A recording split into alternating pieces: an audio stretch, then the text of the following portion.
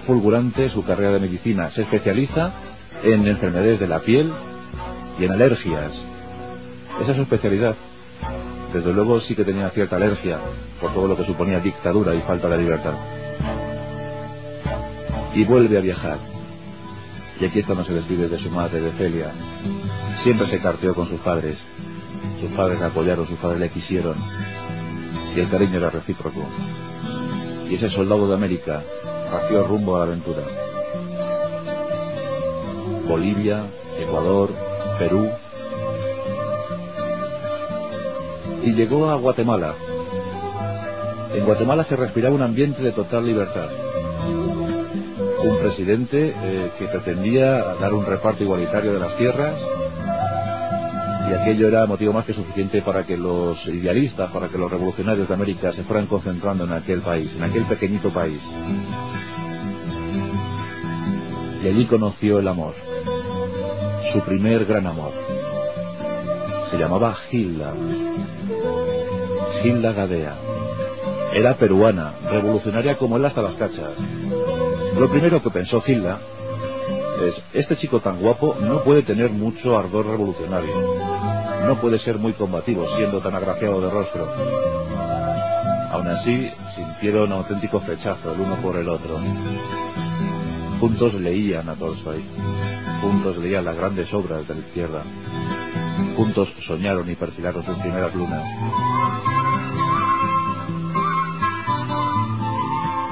Y nació de ese amor, de todo ese amor, Gildita, una joven y hermosa niña. Pero el gobierno norteamericano, celoso de lo que se estaba creando en Guatemala, dio aliento a una invasión, a un golpe de Estado. Y lo que allí estaba germinando tuvo que dejar de crecer. Y todos aquellos jóvenes e idealistas revolucionarios tuvieron que escapar, tuvieron que huir. Ernesto se refugia en la embajada de Argentina. Y de ahí a México.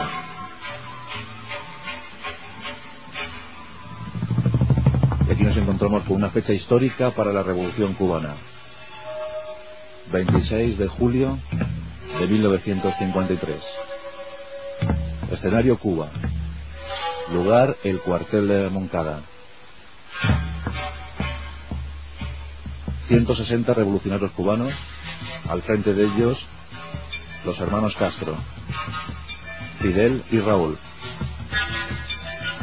Un asalto frustrado por la ingenuidad, por el exceso de juventud, por los impetuosos y mal calculados bríos.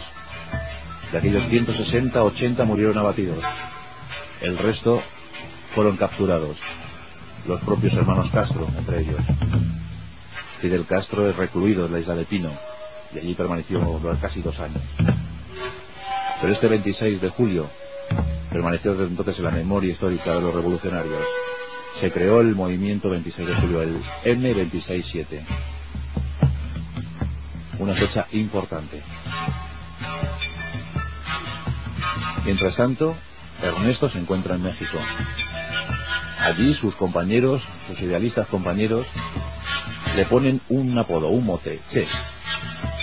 ¿Y esto por qué? Porque encabezaba todas sus frases, el inicio de cada frase, diciendo: Che, Che dice, Che, vamos a hacerlo, Che, estamos aquí.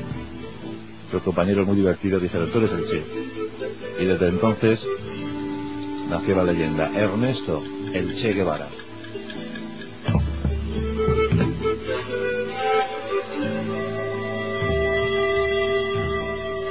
Así llegamos al año 1955.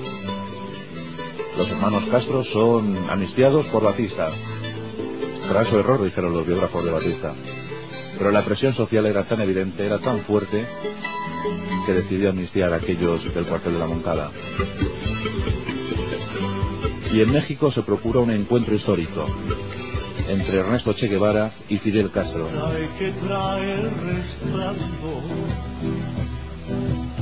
Como un cierto rumor, tierra que no se ha de callar,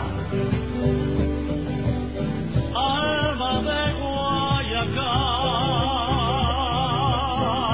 aquel encuentro histórico fue a forma y manera de Fidel Castro. Una entrevista que apenas duró 8 horas, donde los dos confraternizaron, pusieron en común muchísimos puntos de vista, coincidían en su admiración por el líder cubano, por el gran líder cubano José Martí. Y ahí es cuando Ernesto Che Guevara se enrola en la Revolución Cubana. Ahí comenzaría una relación con Fidel Castro que duraría más de 10 años. Y los jóvenes guerrilleros, los jóvenes revolucionarios, los jóvenes soldados de América empiezan a prepararse. Una preparación exhaustiva que les duraría su culminación final en La Habana en el año 59.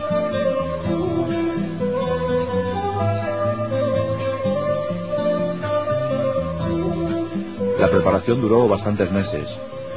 En un rancho a 40 kilómetros de México, de la capital, se preparaban aquellos locos, asediados a veces por el ejército mexicano, otras custodiados de cerca por la CIA. Algo se estaba preparando y todos querían saber qué era. 25 de noviembre de 1956. Una pequeña embarcación de recreo que pasaría a la historia, el Granma. Un barco de una eslora de apenas 13 metros, de apenas 5 de manga, donde solo podían ir 25 personas. En esa noche de luna llena del 25 de noviembre de 1956 suben 82 revolucionarios cubanos, 82 revolucionarios vestidos con un uniforme verde oliva, el famoso uniforme verde oliva de la Revolución de los Barbudos. Cuando se hable del valor estoico, de la vida cabal, profunda y clara, y mencionar al guerrillero heroico, estaremos diciendo Che Guevara. Batista sabía que algo se estaba preparando al otro lado. Sus aviones C-47, AC-6, B-25 sobrevolaban el litoral de la isla. El ejército cubano estaba preparado para resistir cualquier envite revolucionario. La operación estuvo a punto de irse al traste. Un temporal empezó a mover aquel barco, el Granma. Dicen que a lo mejor el Altísimo movió ese barco y lo llevó hasta el oriente de Cuba. Y allí casi embarrancó. Y los 82 esforzados bajaron del barco. Y lo que vieron enfrente era lo que sería su casa durante 25 meses. Porque nada más y nada menos que lo que estaban viendo enfrente de sus ojos era la gran Sierra Madre.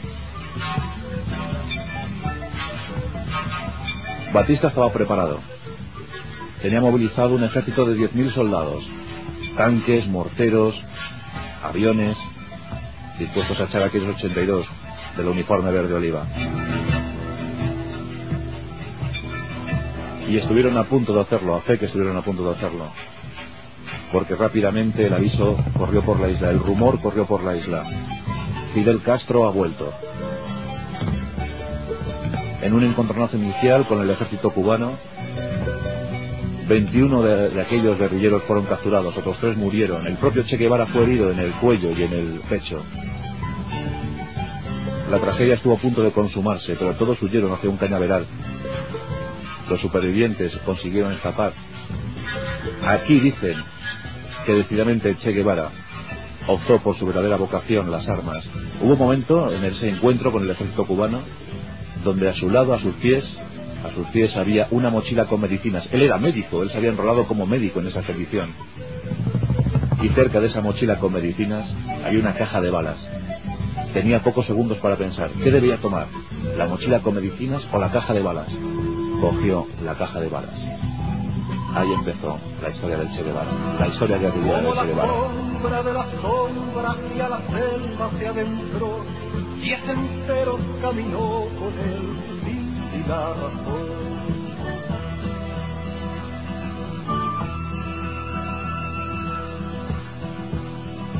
Entre las lianas